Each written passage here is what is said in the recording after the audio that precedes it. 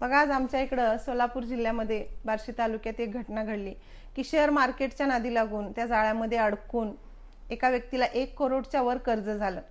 आणि हे सगळं आटोक्याच्या बाहेर गेलं म्हणून त्या व्यक्तीनं शेवटचा निर्णय म्हणून स्वतःच्या बायकोला आणि 2 मुलांना मारून स्वतः देखील आत्महत्या केली. आणि तो व्यक्ती असा काय अशिक्षित अडाणीही नव्हता, मुख्याध्यापक होता. दासीला इथून सांगायचे की त्यानं एवढ्या सहज मारला असेल का बायको मुलांना? एवढा सोन्याचा संसार, सुखी संसार असताना सुद्धा स्वतःच्या पोटच्या लेकरांना मारणं एवढं सोपं आहे? किती विचार करावा लागला असेल, किती त्याला त्रास झाला असेल.